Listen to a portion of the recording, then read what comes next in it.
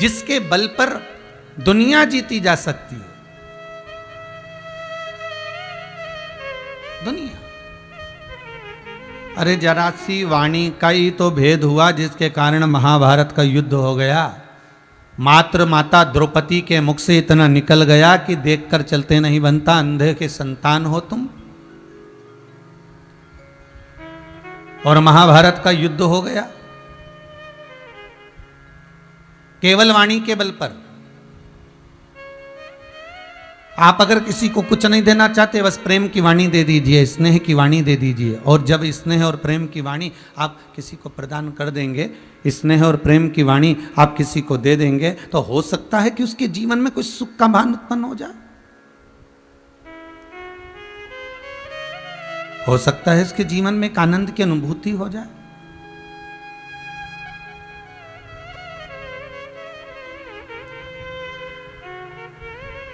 कुछ देने का एक भाव आपके भीतर होना चाहिए।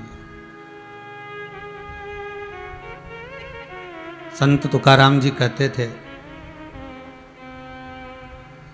कि जिस नगर, जिस क्षेत्र, जिस मोहल्ले से निकल कर जाओ, जिस मार्ग से निकल कर जाओ, उस मार्ग में जितने भाई, जितने जीव, जितने जलचर, थलचर, वायुचर भी मिले, तो उनको भी हरि विठ्ठल पांडुरंगा कहते हुए जाओ,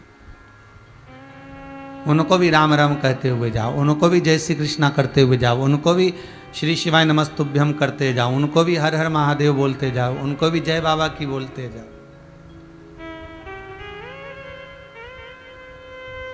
आप उनको भी राम नाम और कृष्ण नाम में डुबाते जाइए।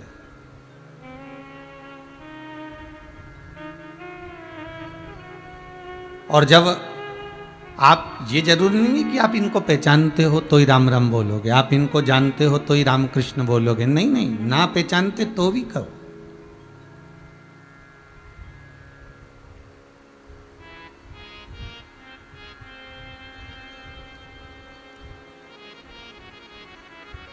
आप ना पहचानते हो तो भी उस राम नाम, उस कृष्ण नाम को आप उच्चारित कर सकते हो, आप उसको स्मरण में ले सकते हो।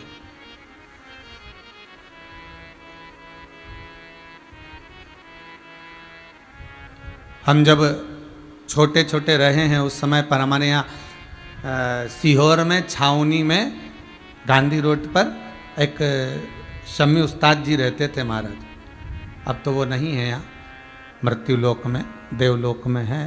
पर वो जब दूध बेचने जाते थे और बड़ी बड़ी मूछें रखकर, सिर पे कपड़ा बांधकर और बड़े हाथों में अंगूठियाँ और कानों में कर्णफूल पहनकर जब वो दूध बेचने जाते थे, तो ये जरूरी नहीं कि जिसको पहचानते थे उनसे ही राम राम करते थे। वो जिसको नहीं भी पहचानते थे, कोई छोटा सा बच्चा भी मिल गया तो उसको साइकिल रोककर पहले राम राम खिलवाते थे।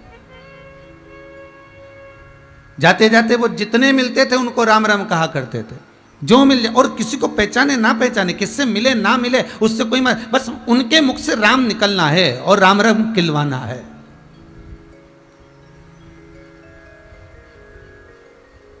और तो और जैकेट के अंदर थोड़ी सी टॉफी रख लेते थे, और अगर जो राम राम नहीं कहता था उसको टॉफी देकर राम राम खिलवाते थे। और हमने यही नहीं, हमने ब्रजमंडल में भी देखा है। ब्रजमंडल में गोवर्धन नाथ जी की परिक्रमा जब संत लोग करते हैं और जेब में थोड़ी थोड़ी सी टॉफियाँ रख लेते हैं, और छोटे छोटे बच्चे जब मांगने के लिए आते हैं तो उनसे संत राधे राधे खिलवाते, ले राधे बोलो और ये टॉफी ले लो। कुछ जरूरी नहीं है कि आप ढेर सारी पूंजी लुटाओगे तो ही दानी कहलाओगे, आप ढेर सारा सोना चांदी लुटाओगे तो दानी कहलाओगे, आप ढेर सारा रुपया लुटाओगे तो दानी कहलाओगे। दानी की परिभाषा केवल धन से नहीं होती महाराज, दानी की परिभाषा भाव से भी होती है, दानी की परिभाषा भगवत नाम से भी होती है, दानी की परिभाषा भगवत स्मरण से भी होती है कि आप नाम का भी तो दान दे रहे हो।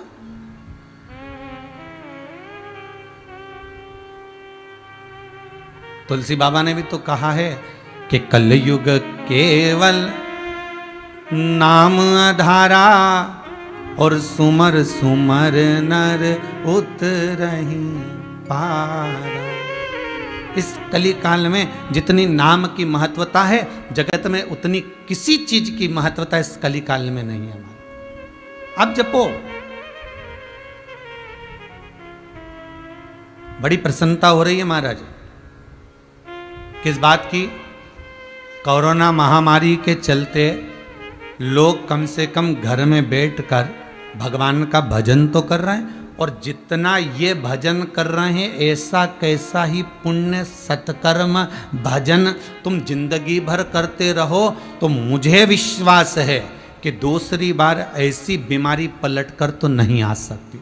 अगर जितना भजन तुम कर रहे हो, जितनी आराधना, पर करे क्या? इन भजन करने वालों के साथ में भी कुछ ऐसे लोग जुड़े हुए हैं पाप कर्म करने वाले कि जो व्यापार तो कर रहे हैं, औषधि भी बेच रहे हैं, दवाई गोली भी बेच रहे हैं, पर 1 रुपए की चीज को हजारों का कर कर बेच दे, तो उनसे भी तो पाप कर्म बढ़ रहा है। तुम्हारा भजन बढ़ रहा है तो पाप भी तो बढ़ रहा है।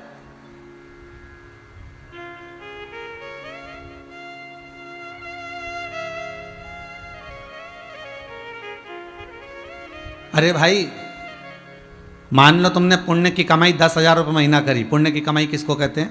जैसे तुमने थोड़ा सा दान करा, कुछ पुण्य कमा लिया। तुमने भगवत नाम लिया, थोड़ा सा पुण्य कमा लिया। तुमने मंदिर में दर्शन करा, थोड़ा सा पुण्य कमा लिया। जैसे तुम किसी जगह सर्विस करते हो, सर्विस में तुम्हें 10,000 रुपये महीना मिलता है। अब 10,000 रुपये महीना तुम्हें सर्विस में मिला, और सर्विस में मिलने के बाद 10,000 रुपये महीना तो मिला, पर उल्टा तुम्हारे ऊपर कर्जा बढ़ कैसे रहा है? क्योंकि 10,000 रुपये महीना सर्विस में कमा रहे हो, 3,000 रुपये मकान का किराया दे रहे हो, गैस की टंकी लेके आ रहे हो 850 की, 1,000 रुपये उसमें चले गए, 4,000 रुपये निकल गए, 2,000 रुपये बच्चे की पढ़ाई में चले गए, 6,000 हो गए। बचा कुचा था तो लाइट का, भोजन का, आदि का सब निकला, मालूम पड़े 10,000 रुपये महीना तुम्हारे यूं ही समाप्त हो गया, और ऊपर से दूसरे से कर्जा मांग के लाए और कर्जा बढ़ के चले गया। उसी तरह हमने पुण्य की कमाई तो करी, ऐसा नहीं है कि हमने पुण्य की कमाई नहीं करी। हमने दान भी करा, भगवत भजन भी करा, नाम जाप भी करा, हमने यज्ञ की भी करा, हमने अनुष्ठान भी करा, सब कुछ करा। हमने दुनिया का सारा काम करा, तो हमने पुण्य तो कमाया, पर हमने हमारा पाप नहीं देखा कि पाप क्या करा। हमने किसी के अपशब्द बोल दिया, हमारा पुण्य समाप्त हो गया। हमने किसी को गाली दे दी, हमारा पुण्य समाप्त हो गया। हमने किसी को अपशब्द कह दिया, हमारा पुण्य समाप्त हो गया।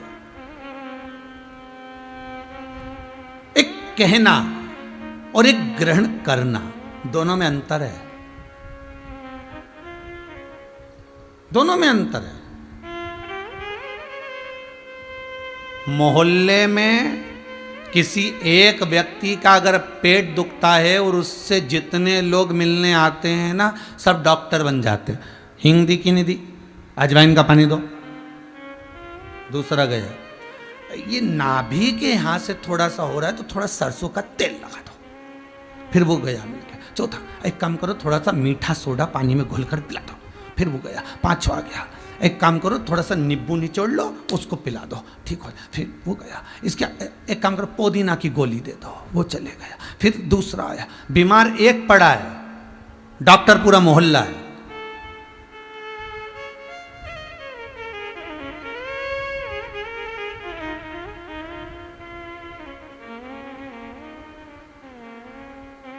मालूम पड़े 1,000 कोरोना के मरीज हैं तो 1,00,000 उसके उपचार बताने वाले हैं। अब व्यक्ति सोच सोच के परेशान है कि नींबू भी डाल लिया है और अजवाइन की भी काढ़ा बना बना के पी लिया है और सब कुछ कर लिया, उसके बाद वैक्सीन भी लगवा ली, अब डरने की ज़रूरत नहीं है। अरे अगर ये सब चीज़ें बताने वाले होते तो कब का बता दिया होता। हमारे सीएम ने, हमारे पीएम ने, हमारे कलेक्टर ने, हमारे एसपी ने, डीएसपी ने, एसडीएम ने, इन सब ने केवल एक चीज़ बताई है कि मुख पर मास्क लगाओ, हाथ को बार बार धोते जाओ और सोशल डिस्टेंसिंग का पालन करो। जो खास चीज है वो तो कर ही नहीं रहे और दुनिया का सारा उपचार करे जा रहे। दुनिया का सारा उपचार कर जा रहे। काढ़ा पी पी के 10-12 किलो तो गुड़ खा गए दादा।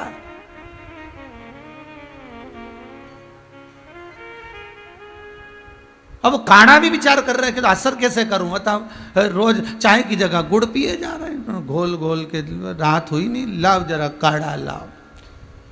कई कईयों को तो वो चाय छूट के काढ़ा का ही शौक लग गया, तो लाओ काढ़ा लाओ जरा।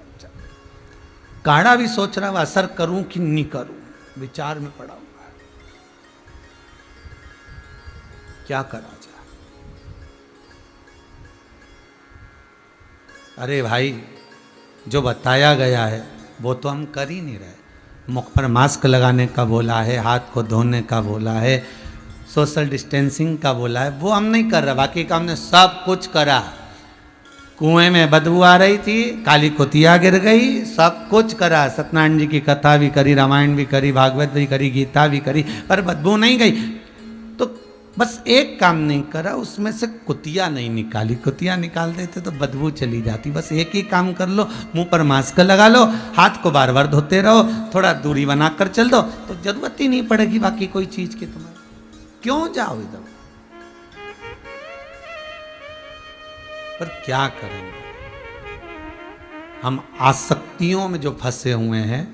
हम घर में, फिर वही वाली बात आ गई, दुनिया में माता पिता की सीख, माता पिता की नसीहत भले दुनिया को अच्छी लगे ना लगे, पर माता पिता की वसीयत दुनिया को अच्छी लगती है। उस बात को हमें समझना है।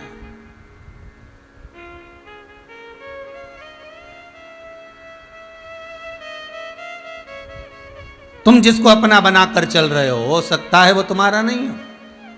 एक व्यक्ति के पास एक जोड़ सुंदर कपड़े थे, बड़े सुंदर कपड़े। उसके पास में एक सुंदर गधा था। अब गधा भी हो सुंदर। उसके पास में एक बड़ी सुंदर बकरी थी और एक घंटी थी। बड़ा चतुर था वो। उसके मन में ये भय रहता था कहीं मेरे कोई कपड़े चुरा कर ना ले जाए, गधा ना ले जाए, मेरी बकरी ना ले जाए, मेरी घंटी ना ले जाए। तो इतना चतुर था, जब भी वो जाता था ये चारों चीजों को साथ लेकर जाता था। बकरी को बांधता था गधे की पूंछ से, और बकरी के गले में बांधता था घंटी। कपड़े खुद पहन लेता था और गधे पर खुद बैठ जाता था कि कोई चीज चोरी नहीं जाएगी। बकरी पीछे चल रही है, घंटी बज रही है, तो घंटी भी है, बकरी भी है। गधे पर खुद बैठा है तो गधा भी चोरी नहीं जाएगा, और कपड़े मैंने पहने तो कोई मेरे कपड़े नहीं चुरा सकता। इतने में चार चोरों ने विचार करा कि ये सेठ जी के पास गधा अच्छा है, कपड़े अच्छे हैं, बकरी अच्छी है, घंटी अच्छी है, पर कुछ भी करो अपनी चोरी को भी धिक्कार है अगर इसकी चार चीजें ना चुराई जाए तो। चुरा लो इसका सामान। चारों चोरों ने विचार करा, जिस जिस चीज में जो हुनरवान है वो एक एक चौराहे पे खड़ा हो गया। पहले चौराहे पर एक खड़ा हुआ, उसने धीरे से घंटी को खोला, घंटी को खोलकर गधे की पूंछ से बांध दिया और गधे की पूंछ से बांधकर बकरी को लेकर चले गया। अब घंटी बज रही है तो इसको लगा है कि बकरी है, घंटी भी है। गधे पर आराम से बैठा बैठा चले जा रहा। थोड़ी दूर पर दूसरा चोर आया और दूसरा चोर आया और दूसरे चोर ने बकरी को खोला, वो घंटी को खोला और घंटी धीरे धीरे धीरे धीरे बजाते बजाते चले गया। अब इसको लगा कि घंटी की आवाज क्यों बंद हो गई। इसने पलट के देखा तो बकरी भी गायब, घंटी भी गायब। एकदम नीचे आया, उतरा नीचे, तीसरा चोर बैठा था। क्या हो गया? मेरा कोई बकरी और घंटी ले गया। अब भी हाल मैंने जाते हुए देखा। अच्छा भैया तू मेरा गधा पकड़ना, मैं अब भी आया। और तीसरा चोर गधा लेकर चला गया। अब चौथा चोर थोड़ी दूर जाकर कुएं की पाल पर बैठा हुआ था। कुएं के पानी को देखकर रो रहा था। इसने जाकर पूछा, भैया तुम क्यों रो रहे हो? उसने कहा, मेरी हीरे की तिजोरी कुएं में गिर गई है, जो ला कर देगा आधे हीरे उसको दे दूंगा। इसने सोचा अगर हीरे मिल गए तो बकरी भी आ जाएगी, घंटी भी आ जाएगी और गधा भी आ जाएगा।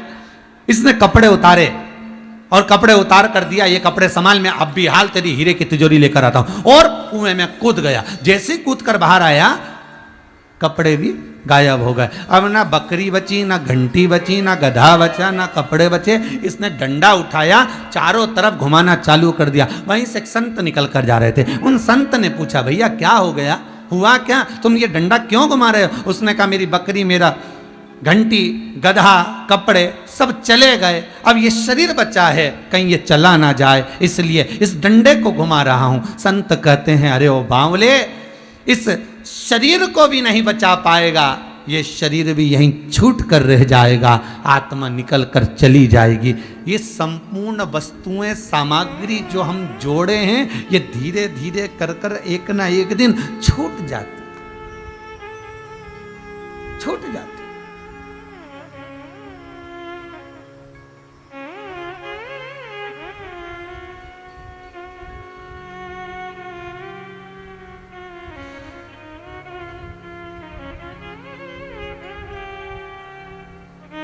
स्वयं छूटे, ए भाई स्वयं छूटे तो समझ लो सन्यास आ गया।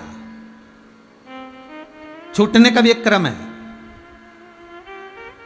तुम बहुत सारा घी खा रहे थे, बादाम खा रहे थे, बहुत सारा घी खा रहे थे, बादाम खा रहे थे, इतने में कोई आके बोल दे कोई तुम्हारा बाप रख कर गया, तुम्हारा पिता रख कर गया, खा मत लेना।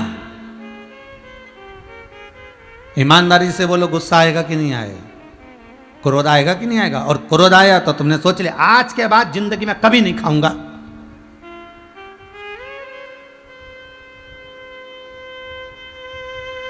संकल्प ले लिया अब नहीं खाऊंगा,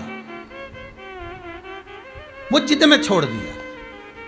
और वही घी, वही बादाम, वही तेल, तुम डॉक्टर को शरीर दिखाने के लिए गए और डॉक्टर ने कहा घी और बादाम ये कुछ मत खाना, हाउ साहब, मतलब समझ लो रोग आ गया।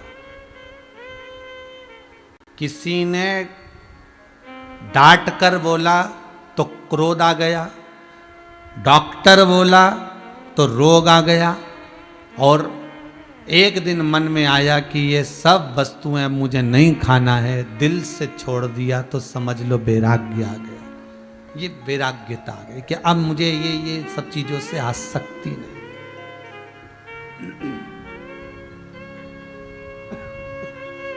अब मुझे इन चीजों में आसक्ति का भाव नहीं, अब मुझे ये श्रेष्ठ नहीं लग रही।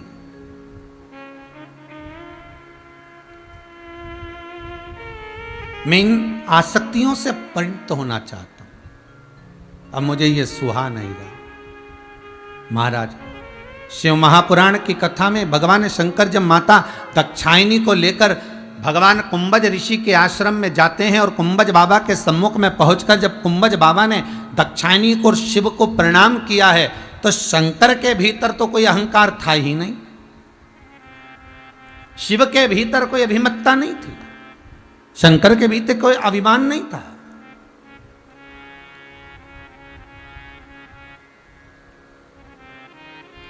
पर प्रणाम करने से अभिमान जो आया है वो दाक्षायणी को आया है, अभिमान जो आया वो सती को आया।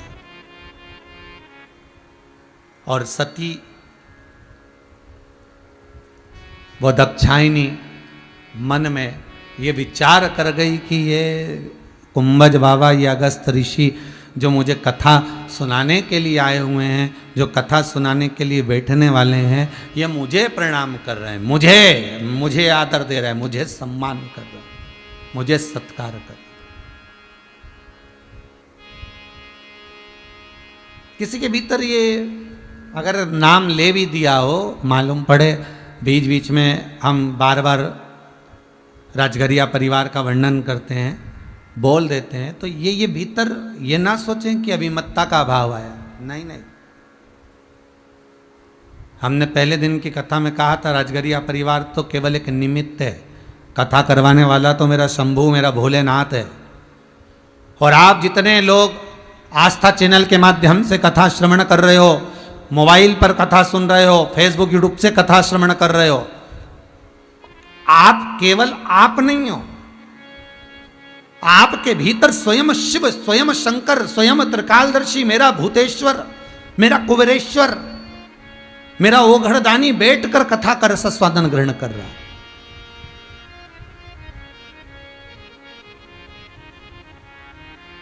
और कथा वाचने वाला हम नहीं, कथा वाचने वाला भी शंकर ही है, कोई दूसरा नहीं, शिव।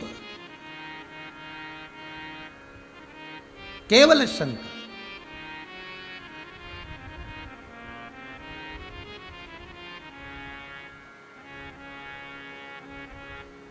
और वो शिव ओघड़ी है, वो शंकर दयालु दाता। आज यहां सती के मन में जो अभिमत्ता का एक भाव प्रकट हुआ है, अहंकार का एक भाव प्रकट हुआ है, वो अहंकार इस बात का था कि मुझे आदर मिला है, मेरा सम्मान हुआ है, मेरे आगे हाथ जोड़ा गया है, मेरे आगे आज सम्मान किया गया है।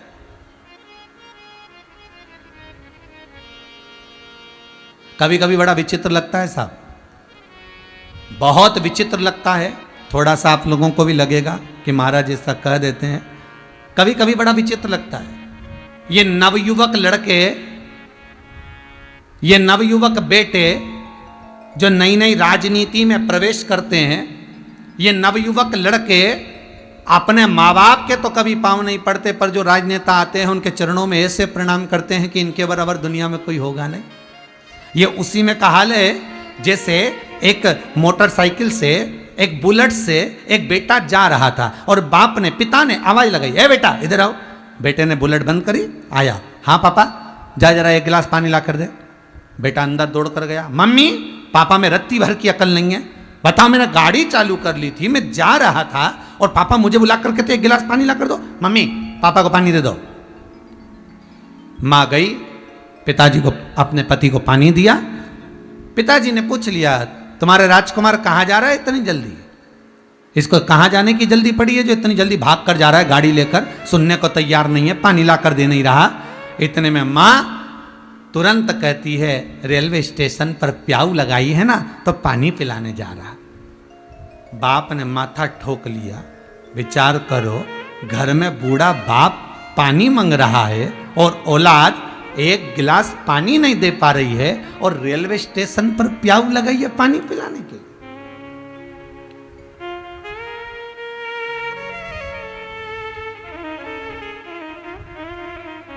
शास्त्र कह रहा है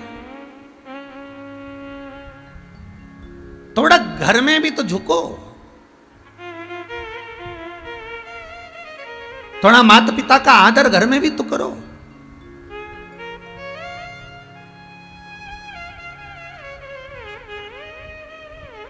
थोड़ा सा सम्मान घर के भीतर। केवल मदर्स डे पर फोटो डालने से माता का सम्मान नहीं है भाई। थोड़ा मीठी वाणी, थोड़ी प्रेम की वाणी, थोड़ी आदर की वाणी, थोड़ी श्रेष्ठता की वाणी।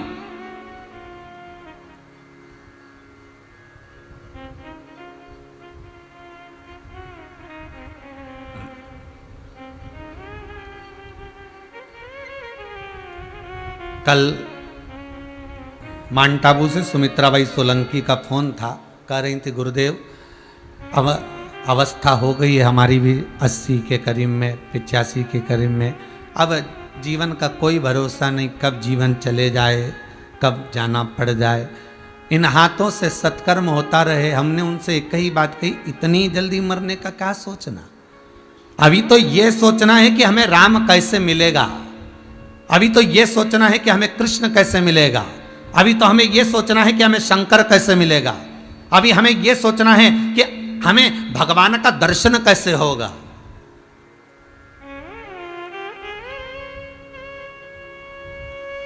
जब व्यक्ति फोटो खिंचवाने जाता था पहले के समय में, आजकल तो मोबाइल आ गए, हर कभी फोटो खींच लो, पर पहले तो फोटो वाले की दुकान पे जाना पड़ता था और वहां पर भी पाउडर का डब्बा रखा रहता था। अरे बोलो सही है कि गलत है? जितने लोग कथा सुन रहे हो, टीवी के सामने बैठे हो, वहां पे भी पाउडर का डब्बा रखा रहता था, वहां पे भी थोड़ा कंगा रखा रहता था, तेल रखा रहता था और कांच लगा होता था। फोटो वाले की दुकान पे जाओ तो थोड़ा पाउडर वाउडर लगा के, कंगी मंगी फाड़ के, और फिर इसके बाद में फोटो। तो फोटो वाला भी कहता था, ए अम्मा स्माइल प्लीज। फोटो वाला भी कहता था, ए भाऊ स्माइल। क्यों? क्यों? फोटो वाले को क्या जरूरत पड़ी जो तुमसे स्माइल दिला रहा है? फोटो वाले को क्या जरूरत पड़ी जो तुमसे कह रहा है कि स्माइल दो? फोटो वाले को क्या जरूरत तुम्हारी स्माइल से? फोटो वाले को मालूम है अगर मैं स्माइल का बोलूंगा और ये स्माइल देगा मैं जब बटन दबाऊंगा और बटन दबते से इसने स्माइल दे दी तो इसका फोटो अच्छा आ जाएगा। और मालूम पड़े फोटो वाले ने कहा अम्मा स्माइल प्लीज, और तुम धापो की बाई की तरह सिर पे पल्लू डाल के एकदम आंखें निकाल कर गुस्से में क्रोध में बैठ जा, और बटन दबी और फोटो खिंच गया। और फोटो खिंच गया तो फोटो अच्छा नहीं आया, तो इसमें फोटो वाले की गलती है कि तुम्हारी है? बोलो जरा जम के। जितने बैठे हो टीवी के सामने, सोफे पे बैठे हो, पलंग पे बैठे हो, कुर्सी पर बैठे हो, जहां बैठे हो, बोलो रे, इसमें फोटो वाले की गलती है क्या? फोटो वाले की कोई गलती नहीं। फोटो वाला तो कैमरा लेकर तैयार बैठा है, बटन दबेगी फोटो खींचा जाएगा। उसने कहा स्माइल प्लीज। बस उसी तरह प्राण छूटने से पहले हमने सुमित्रा बाई जी को कहा प्राण छूटने से पहले थोड़ा सा श्रृंगार कर लो। श्रृंगार मतलब भगवान की भक्ति में डूब जाओ, भगवान के भजन में डूब जाओ, भगवान के स्मरण में डूब जाओ।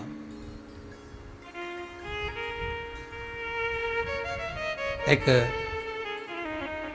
बहुत सुंदर भजन ब्रजवासी गाते हैं, सत्संग ने मेरी बात चलाई,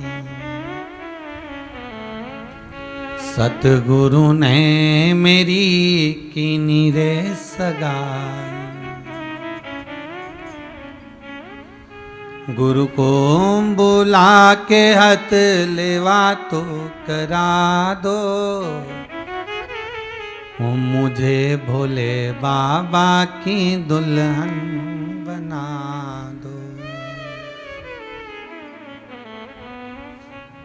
ऐसी ओणु चूनर जो रंग ही न छूटे,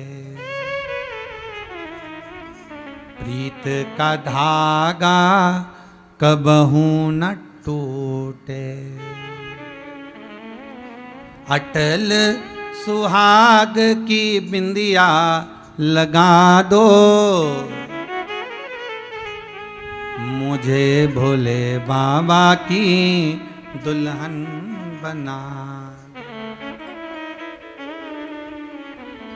ब्रजवासी गाते हैं मुझे श्याम सुंदर की दुल्हन बना दो। शिव महापुराण भी वही कह रहे, अंतिम क्षण आए उससे पहले थोड़ा सज लो, कैमरे के सामने जाओ, बटन दबे उससे पहले थोड़ा सा श्रृंगार कर लो। स्माइल देने का मौका तो भगवान देता है। प्राण छूटने से पहले, दिया बुझने से पहले दिए की रोशनी तीव्र होती है। प्राण छूटने से पहले एक बार भगवान राम कहने का मौका देता है, एक बार भगवान शंकर कहने का, शिव कहने का, कृष्ण कहने का मौका देता है। बस उस मौके की तलाश में रहिएगा।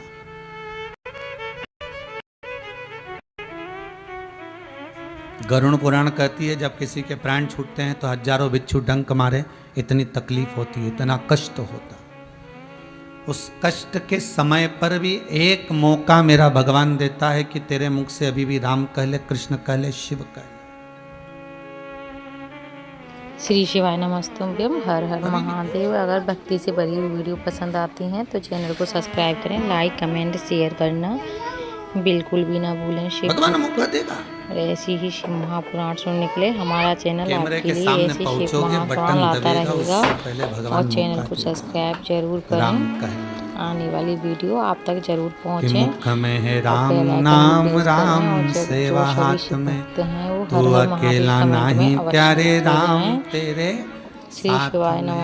जिंदगी की बागडोर हाथ दीना नाथ के, वो महलों में राखे चाहे झोपड़ी का वास दे। ये वो मौका देगा, एक बार सबको देता है, हर एक को। राम कहने का, कृष्ण कहने का, शिव कहने का, जप लो उतने समय। तो ये ना सोचिए कि अवस्था हो गई अब जाना है, अब प्राण छूटने का समय आ गया। नहीं नहीं नहीं, अभी तो है, अभी तो हमें शंकर को पाना है, अभी तो हमें राम